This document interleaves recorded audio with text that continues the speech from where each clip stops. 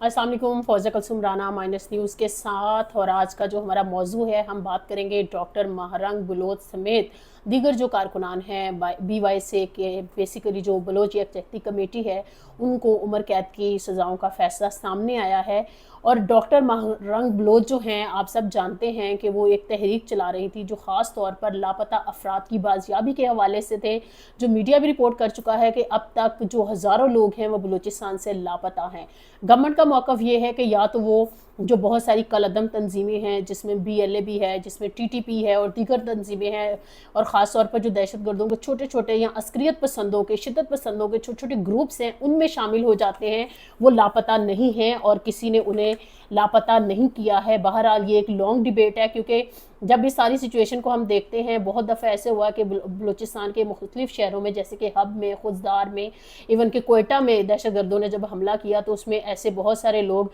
Police मुकाबलों में फिर मारे गए। जब सिक्योरिटी फोर्सेस के दरमियान उनका तसादुम हुआ तो क्या पता चला जी, ये जो एक्टिविस्ट है, ये तो मिसिंग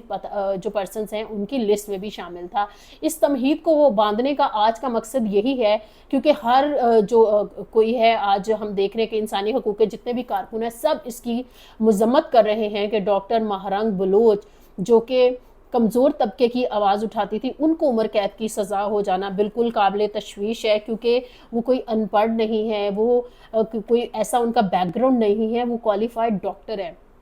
ऐसी क्या वजूहात हुई होंगी, क्या आपके जहन में आ रहा होगा कि ऐसी नौबत क्यों आई कि एक डॉक्टर जो है वो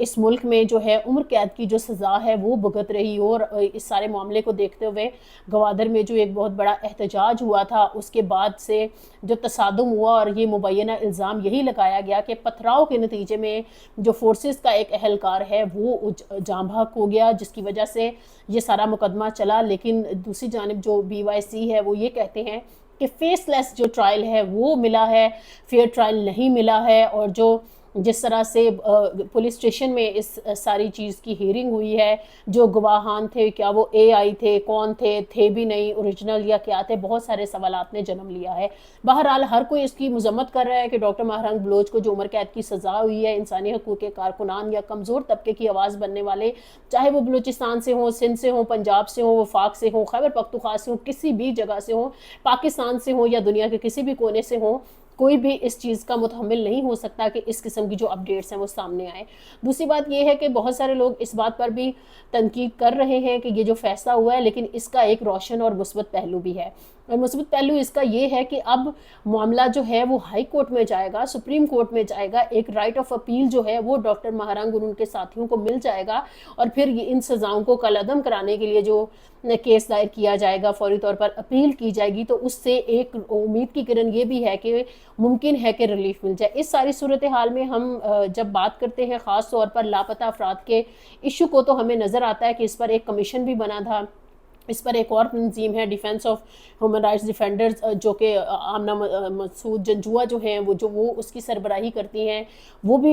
लिस्टें तैयार करती हैं। फिर इसके साथ साथ जैसे डॉक्टर महरंग बलोच जेल में है, तो उनकी जो बहन है नादिया बलोच, वो एक तहरीक लेकर इस्लामाबाद आई थी। हालांकि उसके उस तरह से हुकूमत ने जो है कोई खातर खा नताइज सामने नहीं आए थे, लेकिन इंसानी हकूक़ के तमाम तर कारकुनान की हमदर्दियाँ और सूरत हाल उन्हीं के साथ इस सेंस में हमें नज़र आई थी इस्लामाबाद में। वो सब चाहते थे कि ये जो लापता अफराद है, ये मसला हल किया जाए। और अगर शायद आप सोच रहे होंगे कि लापता अफराद का जो प्रॉब्लम है या ये इशू है ये सिर्फ बलूचिस्तान का है, तो ऐसा नहीं है। खैबर पख्तूनख्वा में भी हज़ारों की तादाद में ऐसे लोग हैं जिनको जो लापता हैं, जिनको इंटर्नमेंट सेंटर्स में रखा गया है, और ये काबिल तशवीश एक बात है। अब सारी बात करेंगे, एक तो सज़ा हुई, लेकिन इस मसले का हल और क्यों लापता किया जाना या गुमशुदा हो जाना, एक जो पहलू है जो इदारे कहते हैं वो ये कहते हैं कि ये शिद्दत पसंद हैं, ये बलूचिस्तान की जो अलहदगी पसंद तहरीकें हैं उसका हिस्सा हैं, ये बलूचिस्तान को तोड़ना चाहते हैं। और दूसरी जानिब ज़ाहिर है रियासत जो है वो अपनी रिट को कायम करना जानती है, जिस तरह से बलूचिस्तान को पाकिस्तान के माथे का झूमर कहा जाता है, और रियासती इदारे ये क्लेम करते हैं कि ऐसी किसी भी तहरीक को कामयाब होने नहीं देंगे। اب اگر ہم بالکل صحیح معنوں میں بات کریں تو ہمیں یہ نظر آتا ہے کہ واقعی بلوچستان کے بہت سارے شہروں میں، جیسے کہ خزدار میں، ہب میں ہم ذکر کریں، ایون کہ کوئٹہ میں بھی بعض اوقات، اور کتنے سارے ہم نے دیکھے ہیں کہ ٹرین کے جو حادثات ہوئے جس میں خصوصی طور پر جو ہمارے سیکیورٹی فورسز کے لوگ ہیں، اگر چھٹیوں کے حوالے سے ان کی آمد و رفت ہو، ان کو نشانہ بنایا جاتا ہے، اور آئے دن ہم دیکھتے ہیں کہ ٹرین جو ہے دھماکے سے اس کو اڑا دیا گیا ہے، اور اس میں بہت سارے متعدد لوگ جو ہیں وہ زخمی ہو جاتے ہیں، اس میں فورسز کے لوگ بھی ہوتے ہیں، اس میں عام شہری بھی ہوتے ہیں۔ پھر دوسرے کچھ واقعات جو ہیں وہ ایسے بھی ہمیں سامنے آتے ہیں بلوچستان سے، جس میں شناختی کارڈ دیکھ کر آپ جو ہیں کسی کا زندہ رہنے کا حق چھین لیتے ہیں، اس کی صرف ایک شناخت کی بنیاد پر۔ ہم نے دیکھا کہ جس طرح سے پنجابیز کے لیے بلوچستان میں جو عسکریت پسند ہے وہ پنجابیوں کے شناختی کارڈ دیکھتے ہیں اور وہ کہتے ہیں آپ کا تعلق پنجاب سے ہے، ہمیں نفرت ہے، اور یہ ان کو لائک وہ مار دیا جاتا ہے۔ اب اس ساری سچویشن میں ہمیں معاملہ اس طرح سے کچھ سمجھ آتا ہے کہ آج کل ہم یہ بھی دیکھ رہے تھے بجٹ ڈیبیٹ میں کہ این ایف سی کا شیئر جو ہے صوبے کٹوتیاں کرائیں گے اور صوبوں کو پیسے جو ہیں وہ کٹ جائیں گے اور ترقیاتی فنڈز نہیں ملیں گے۔ اب اس کو میں جوڑ کیسے رہی ہوں؟ میں ایسے جوڑ رہی ہوں کہ جب دیکھیں وفاق جو ہے صوبوں کو آبادی کے تناسب سے فنڈز جاری کرے گا تو آف کورس کوئی بھی صوبہ اپنی آبادی کو مینیج نہیں کرے گا، وہ یہی چاہے گا کہ آبادی عددی طور پر زیادہ نظر آئے گی تو این ایف سی کا شیئر جو کہ پیسوں کی صورت میں ہوگا، رقوم جو ہے وہ اس صوبے کو زیادہ ملیں گی۔ سب سے بڑا صوبہ صاحب بہادر پنجاب صوبہ ہے اور اس کی آبادی بھی زیادہ ہے، این ایف سی کا شیئر بھی زیادہ ہے، تو اس سے آپ اندازہ لگائیے کہ بلوچستان میں جس کی آبادی سب سے کم ہے تمام تر صوبوں میں، تو ہمیں ایک وجہ یہ نظر آتی ہے اور یہ کیا کرے گی؟ یہ نفرت بنائے گی، کیونکہ جو آپ کے پاس پیسہ آئے گا ترقیاتی فنڈز کے لیے، اسکیموں کے لیے، جس میں اسکول بھی ہوگی، جس میں روڈ بھی ہوگا، جس میں ہسپتال بھی ہوگا، جس میں انٹرنیٹ بھی ہوگا، دیگر جاب اپرچونٹیز ہوں گی، جہاں پہ اتنی بے روزگاری ہوگی تو وہاں پہ نفرتیں ہوں گی۔ اب یہ دیکھیں کہ پاکستان کی آبادی جو ہے وہ 24-25 کروڑ ہے اور اس میں تقریباً 62% جو ہے وہ نوجوان ہے۔ کبھی کسی حکومت نے، کسی وزیر اعظم نے، کسی وزیر نے اس طرح سے سوچا ہے کہ یہ اتنی بڑی جو کھیپ ہے ہم ان کو کیا روزگار دے رہے ہیں؟ جب یہ بی ایس کر کے، میس کام کر کے، پڑھ لکھ کر، ڈگری لے کر نکلتے ہیں تو ہم نے اپنی جو نظام تعلیم ہے ہمارا، ہم نے اس میں ورائٹی نہیں رکھی، ہم نے کوئی انہیں ساتھ ساتھ ٹیکنیکل جو ڈپلوماز ہیں اس کی اویئرنیس نہیں دی ہے، ہم یہ سادہ سادہ بی ایس اور ایم ایس کر کے چاہتے ہیں کہ بابوکریسی جو ہے، لیکن کیا پاکستان کی معیشت کو بابوکریسی کی فردر ضرورت ہے؟ اے آئی کے دور میں تو ہم یہ دیکھ رہے ہیں کہ جس طرح سے آرٹیفیشل انٹیلیجنس جو ہے وہ جابز کو ریپلیس کر رہی ہے، تو کیا ہمارے نوجوانوں کو اے آئی سے ریلیٹڈ بہت سارے کورسز متعارف نہیں کروانے چاہیے؟ پچھلے دنوں میں ہم نے ایک بیان بھی دیکھا جو پلاننگ کے منسٹر ہیں احسن اقبال کا کہنا تھا کہ جی ہم اپنے ڈگریز کو اس کو ریوزٹ کر رہے ہیں، تو کیا میرے خیال میں ابھی ریوزٹ کرنے کی باتیں ہو رہی ہیں تو کتنے 100 سال لگ جائیں گے کہ شاید اس کو ریوزٹ کر پائیں گے۔ یہ ساری کہانی سنانے کا مقصد یہ ہے کہ جب بلوچستان جو ہے وہ محروم ہوگا، اس کے فنڈز کم ہوں گے، اس کی آبادی ویسے ہی کم ہے، وہ کہتے ہیں سوئی گیس ہم پیدا کرتے ہیں، بلوچستان میں جو لوگ ہیں وہ تقریباً سٹون ایج کی زندگی گزارے ہیں، وہاں پر گیس جو ہے وہ نہیں ملتی ہے، کوئٹہ کے علاوہ اگر ہم باقی شہروں کی بات کر لیں،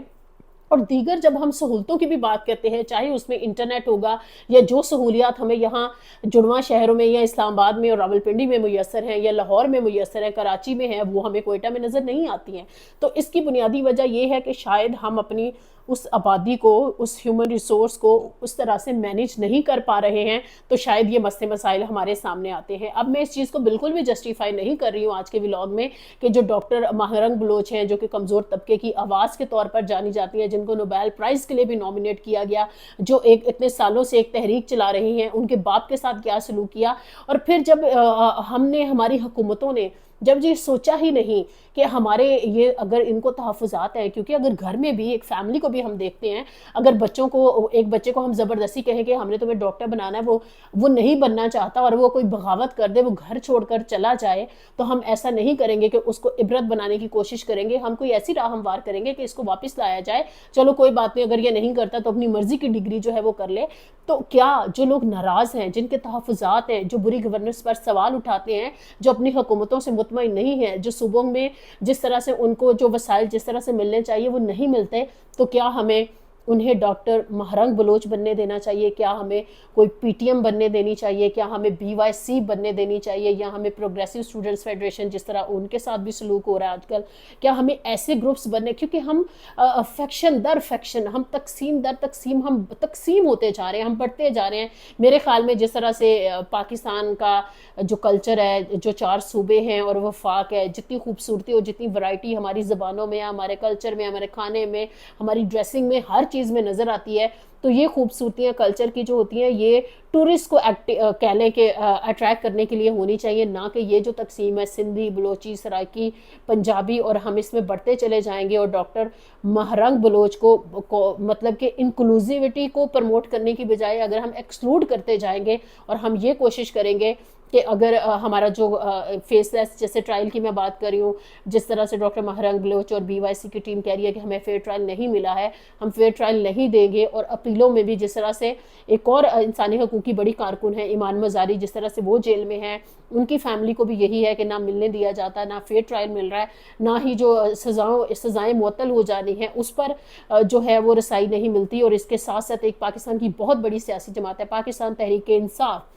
اس کی خواتین جو سیاست میں ہیں ان کے ساتھ کیا سلوک ہو رہا ہے۔ ابھی ریسنٹلی ہم نے دیکھا ہے ایک اور مقدمے میں ڈاکٹر یاسمین راشد سمیت میاں محمود الرشید اور اعجاز چودھری سمیت دیگر لوگوں کو جس طرح سے سزائیں دی گئی، کوئی 200 سال سے زائد جو سزائیں ہیں وہ ہو چکی ہیں۔ عالیہ حمزہ جو ہیں ان کو دوبارہ سے اریسٹ کر لیا گیا۔ اسی طرح سے ہمیں نظر آیا کہ جو ایسی خواتین تھیں جنہوں نے شاید جبر کی آواز پہ لبیک کہہ دیا، جنہوں نے سیاست چھوڑ دی، جنہوں نے پارٹی چھوڑ دی، یا جو لوگ کسی اور ہنگ پارلیمنٹ کا حصہ بن گئے، تو وہ تو سب کچھ اچھا ہو گیا۔ صرف یہ آج جو ہم آپ سے گفتگو کریں اس ساری کا مقصد یہ ہے کہ اگر ہم سیاست نہیں کرنے دیں گے اور اگر جمہوریت میں جو اختلاف رائے ہوتا ہے ہم وہ آواز نہیں سننا چاہیں گے، اور پھر میڈیا میں جو آزادی رائے ہوا کرتی ہے ہم انڈیپینڈنٹ جرنلزم نہیں کرنے دیں گے، تو پھر ہم کرنے کیا دیں گے؟ میرے خیال میں حکومت جو یہ سوچ رہی ہے نا کہ ان کی کارکردگی جو ہے پہلے سے بہتر ہو رہی ہے، میرے خیال میں تو وہ بدتر ہو رہی ہے۔ انہیں سوچنے کی ضرورت ہے، انہیں ہیومن رائٹس، انہیں فریڈم آف ایکسپریشن اور جو تمام تر انڈیکیٹرز ہیں ان پر اگر توجہ نہیں دی اور عام آدمی کے مسائل اگر حل نہیں ہوئے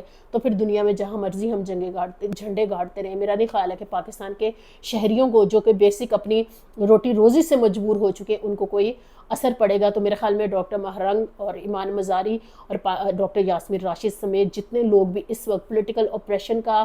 کہہ لیں کہ سہ رہے ہیں ان کو ریلیف دینے کی ضرورت ہے اور پاکستان کو ایک رائٹ ٹریک پر لانے کی ضرورت ہے۔ جس طرح سے وزیر اعظم نے ہمت کی ہے، وہ اپوزیشن کے بینچز پر گئے ہیں، انہوں نے دعوت دی ہے کہ آئیں ایک بار پھر مذاکرات کی ٹیبل پر بیٹھتے ہیں، بات چیت کرتے ہیں، مسئلے کا حل نکالتے ہیں۔ حالانکہ بیرسٹر گوہر نے آج ڈینائی کر دیا، وہ کہہ رہے ہیں کہ ایسی کوئی بیک ڈور نہیں ہو رہی ہے، لیکن جو ذرائع ابھی یہ کہتے ہیں کہ عمران خان کی جس طرح سے پنڈی میں کوئی بھی ملاقات ہوئی ہے، تو میرے خیال میں پاکستان کی بہتری کے لیے اگر ہم بات چیت سے مسئلے کا حل نکال لیں گے تو بہتر ہوگا۔ ادروائز ہم باقی جگہوں پر بات چیت سے مسئلے حل کروا رہے ہیں اور اپنے ملک میں کہیں پر کشمیری جو ہیں وہ احتجاج کر رہے ہیں، کہیں پر عمر قید کی سزائیں ہو رہی ہیں، کہیں پر جو 9 مئی کے مقدمات ہیں وہی نہیں تھم پا رہے۔ تو ان ساری سچویشن کو ایڈریس کرنے کی ضرورت ہے اور ہوپ فلی پازیٹیولی اس کو ایڈریس کرنا ہوگا۔ فوزیہ کلثوم رانا کو آج کے لیے اجازت دیجیے۔ فار مور اپڈیٹس ہمارا جو چینل ہے مائنس نیوز، اس کے ساتھ جڑے رہیے۔